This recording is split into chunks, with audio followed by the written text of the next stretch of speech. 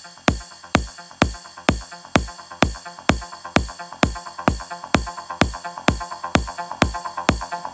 guys, Ron here from Quadristeria. I'm just going to go over a few build tips today and kind of a quick build overview for the QR200. And what I'm going to show is parts that come in a complete bundle and how to attach them. So you can see here is the main plate, and we'll build up everything on the main plate. What you can see I have right here, I just started by putting an HS1177 camera in place, and then the next thing I'm going to do, I've worked ahead a little bit here, is my naze, and I'm going to use an S-Bus receiver. So I've got, this is a naze Rev 5, I've got the power connected on, and this is a S-Bus inverter cable, and signal at pin 4, and with the included standoffs, the 12mm standoffs, you put your naze down first, rotated -90, and then this is the new PDB. This PDB is specifically for the QR200, and it's fantastic fit for the QR200. You can see it has pairs for the ESCs.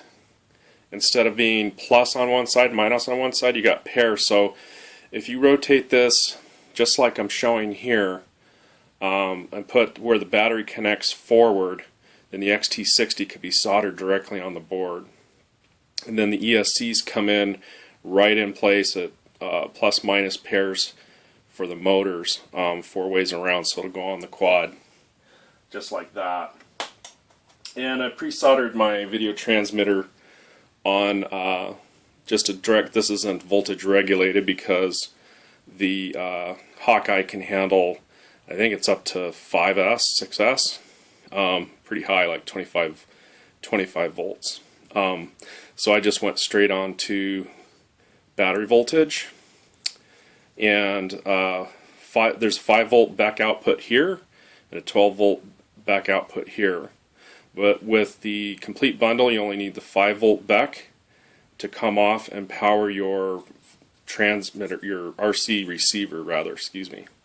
So that'll come off, power the RC receiver, and then the RC receiver will power the naze board through the S-Bus cable.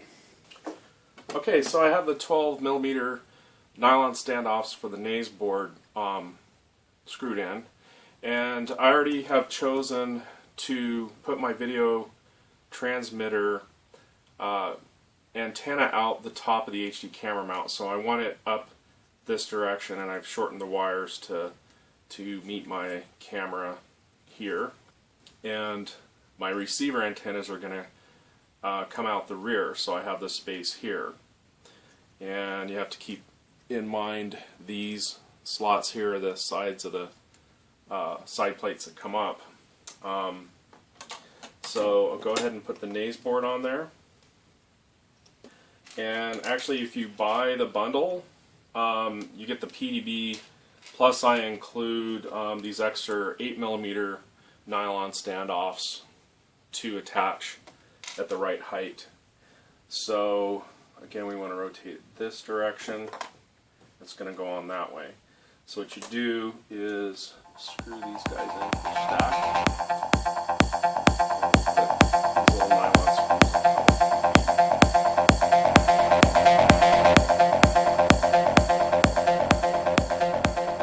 Okay, then next we're going to stack the PDB on top. This guy right here. Put the final screws in. Now I'm only going to put 2 screws in, and then I'm going to solder the ESCs on so I don't melt these screws. Okay, so that's going to go to my receiver, and then I'll have 5 volts coming off this back on the power distribution board coming into my receiver. So now I'm going to go solder a few things up, and I'll be right back. Hey guys, so I'm back, and I've soldered on all the ESCs, and they go on these nice little pairs. Pair here for each motor, and they go out right to the right place when you rotate this the right direction.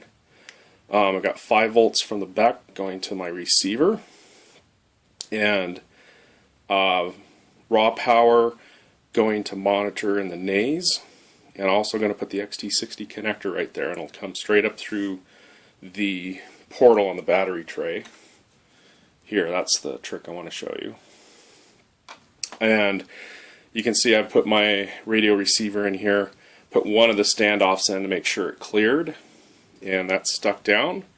So I'm going to go ahead and screw these last screws in, and then we're going to trial fit the sides and the battery plate.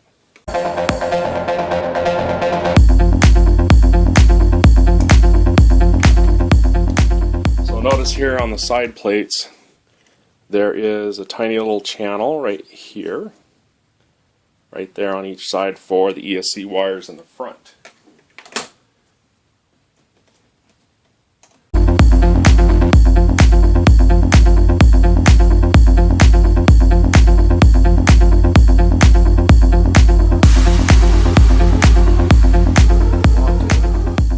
So the sides fit beautifully without any ESC extension wires. So now I'm going to check the top plate, and I already know with these measurements with the stock standoffs, the 12mm plus 8mm for the PDB, that we will have clearance just fine here. The important thing now is to have the clear path to the PDB for the XT60. So that's the nice last little trick I'm going to show you, and I'll be right back after I solder that in.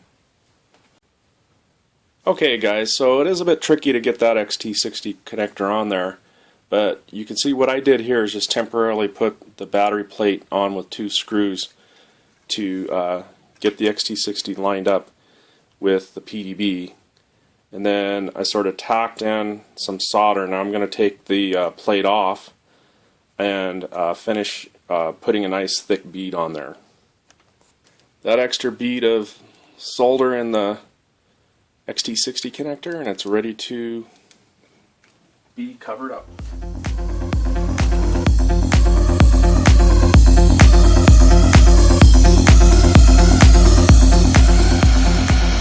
Okay, and before you put the top battery plate on, there is one cross standoff that goes in the back, so we want to put that in first before we cover that up.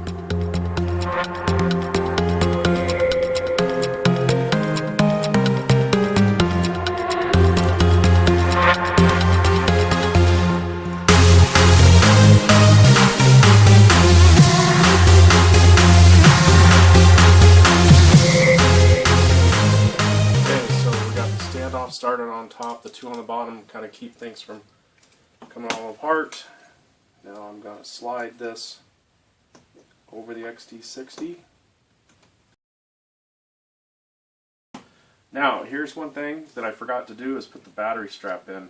It's very difficult to get the battery strap in once that's on there, so I'm going to do that next. Okay guys, so now I got the battery strap underneath there on the channel, and all the screws are started.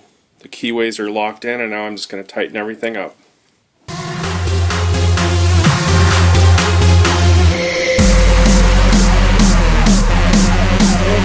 there you have it.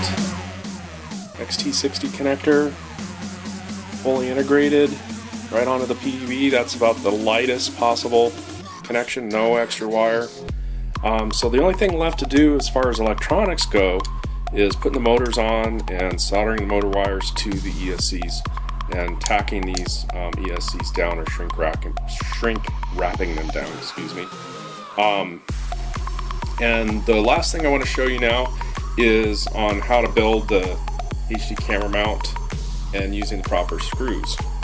Noticed a couple guys out there that have built already with a couple of the washers in the wrong place, so it won't seat down quite as tight as it should if you do it that way.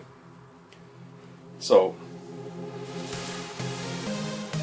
the first thing we do with the HD camera mount is you can actually do the sub-assembly before you put it in with one of the nylon 35mm standoffs, which goes on the front, more forward holes, pair of holes. So we need 2 of the socket cap aluminum screws. Socket cap has a high head, not the button cap. So if you're doing a Mobius, you want to put this in first, back, followed by this, the front. It's here where the GoPro straps can come through here and here. So that's here. Oops. Have it backwards. You can't get it backwards. You don't have to worry about it backwards. It'll only lock in one way with the keyways.